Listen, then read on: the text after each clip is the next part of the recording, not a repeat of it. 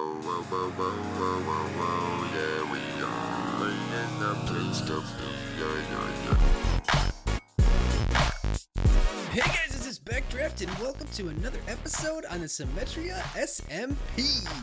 If you love Minecraft survival and redstone engineering, then this is definitely the channel and the series for you. So if you're new here, be sure to hit that subscribe button and the bell for notifications, and do leave a like on this video. So if you haven't noticed yet, we are now in a new area. This is actually an area that my friend Lord Jake Ryan has been working on, and it is looking super awesome. So what he's actually trying to do is he's building out an entire area that is themed off of the movie Clue from the 1980s. A lot of people know the, whoa, throw my pickaxe everywhere. A lot of people know the board game Clue. Maybe they're not so familiar with the movie, but essentially he has built this entire area to mimic the movie. Some of the work that he has already done looks absolutely phenomenal. I mean, look at this car. Look, it's just so crazy looking. This is just super awesome. It's got taillights, it's got headlights. Wow, this thing is wild. And heading on into the mansion, he has built out every room, every character, everybody's where they would be when they actually commit their crime in the movie. But anyway, the whole point of him doing this is because he wanted to set up a mini game. So if you're not familiar with the game of Clue, essentially the way it works is there are 21 cards. 6 cards have people on them or suspects, 6 cards have weapons, and 9 cards have the rooms. And the job of the players is to try and determine which suspect or person committed the crime with which weapon and in which room. So Jake wanted to take that concept and put it into Minecraft, and he has contracted me as your friendly redstoner to set all of this up for him. So there are 3 tasks that he wanted us to do. Number 1 was to set up the actual card distribution for the game. Number 2 is to actually build a really cool theme, which is the actual theme from the movie, musical theme for the record. And the third one was to set up a mimic of the roll of the dice for the game, which is kind of the way that it determines who gets to take their turn next. So that is the basis for this episode. So the first thing I'm going to work on is the redstone for the actual meat and potatoes of the game, and that is the distribution and handling of the cards. So let's pop over to the creative server so I can show you guys what we got. So here we are in a copy and pasted version of the courtyard in my creative testing world, and this is where we're actually setting up the redstone for the game in this little garage thing over here. So essentially the way that the game works, like I said, there are, I think this is the room, there's 9 room cards, there are 6 weapon cards, and there are 6 person cards. So the idea is when the game starts, you have to select 1 person, 1 room, and 1 weapon at random, and that will be considered the answer. So the person that did the crime with the weapon in the room. So what happens when I push this button is it will pulse each of these droppers once, releasing a random card for each category. And those cards will get fed through some hoppers into this chest down here, which will originally be covered by a trapdoor. So the answer will actually be hidden and the players aren't supposed to look at it until the end of the game. Then the rest of the cards will be spat out. I actually have a hopper clock under here. So if you don't understand redstone, then you can just kind of half listen here. But if you do understand redstone, this is what's happening. So once the answer cards end up in this chest, a signal is sent out from this comparator, which actually locks the hopper that leads to the answer chest so that the rest of the cards can flow over here into this dispenser over here where the players will collect them. What also happens is this observer right here sends a pulse to this silent clock over here, which activates for about 3.5 to 4 seconds, and that will pulse the rest of the cards out of the droppers in a random order, and they, like I said, will be fed out here to this dropper. So let me show you guys an actual demonstration of this. I push the button. You can see when this light comes on, the answer cards are now in this chest. So we have a random person, a random weapon, and a random room. So that bell that we just heard indicated that the cards were being shuffled. Once the bell is done, that means the cards are now ready to collect. So the players would come over here in a round robin fashion, step on the pressure plate, and get a random card. So the next player would come and get the next random card, and you would keep going until all 18 cards have been distributed.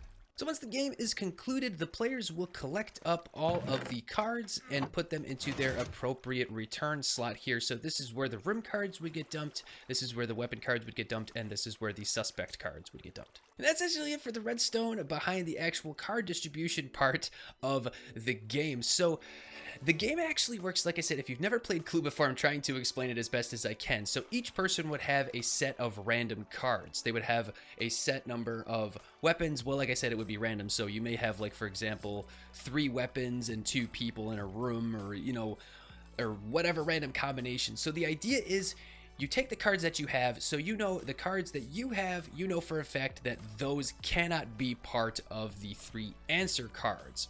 So each round, a player, determined by the roll of a die, would get to take a guess at the final answer. So they would say, I think it was suspect 1 using weapon 3 in the room number 8, or whatever. So they would take their guess, then the person to their left would actually have the opportunity to show them one of their cards. So for example, if I picked room number 8, I don't have room number 8 in my hand, but the person to my left does.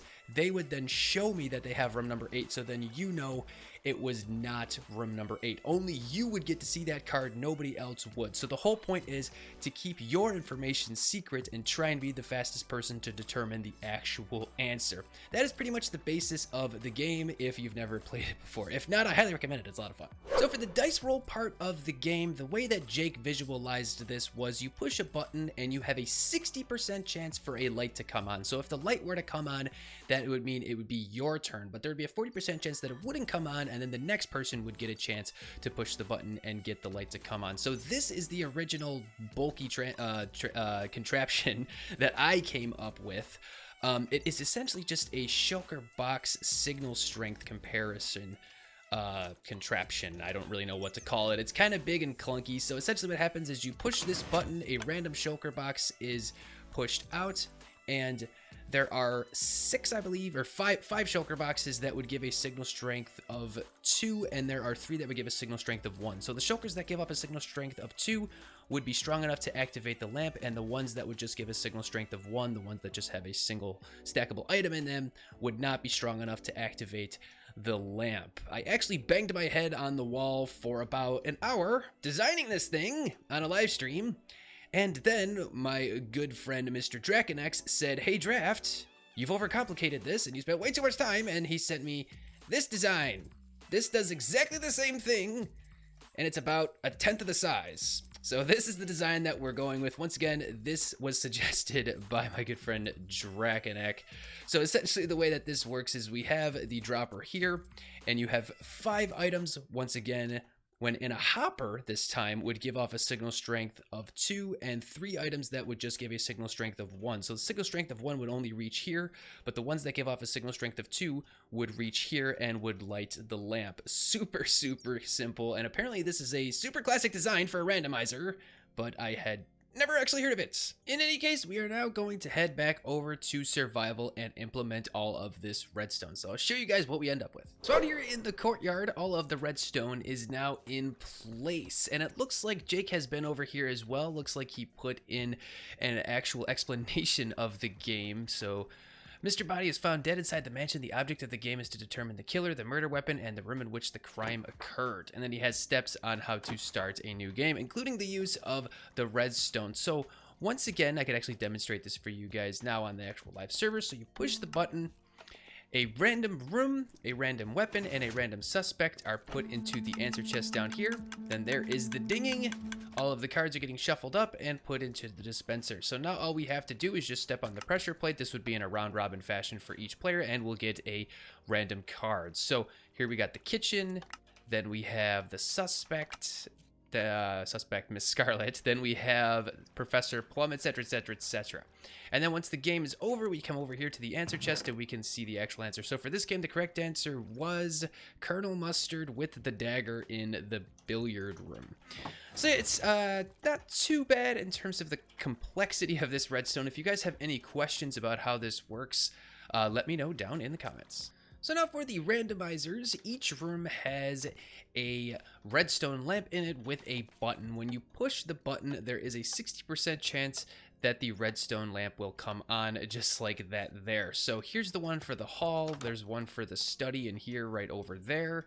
And then each of the other 7 rooms have their own as well. So if we drop down into the undercroft, or the basement, whatever you want to call it, under here under the mansion, here's where all of the randomizers are set up. So this is the one for the hall, and I'm actually utilizing a randomizer for more than one room depending on the proximity of the rooms. So this one's actually using the same randomizer for 2 separate rooms. Here is another one over here. I forgot which room that is exactly, but like I said, I think I had to build about 6 or 7 of the randomizers. We were able to reuse them. So here's another one. I think this was for the study, and then around back here there's more for each of the other rooms. So the last redstone project for the game is to build the note block theme. So it is actually quite big and took quite a while to design in creative, so it's going to take quite a while to build here in survival. So we're going to do this in the form of a 3rd-person time lapse. Once we're done, I'll play it for you guys so you can hear it, but I hope you guys enjoyed. Let's roll that music.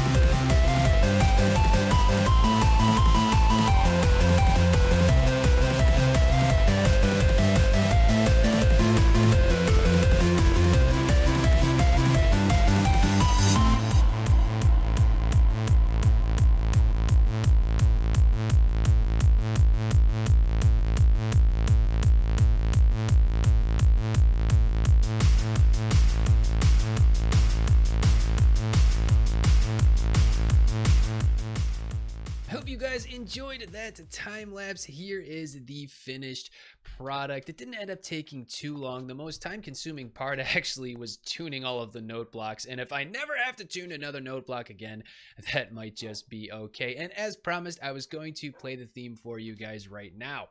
So if you've seen the movie Clue from the 80s, then you might recognize this theme. If not, then just listen along to the bop. It's pretty catchy actually, so here we go.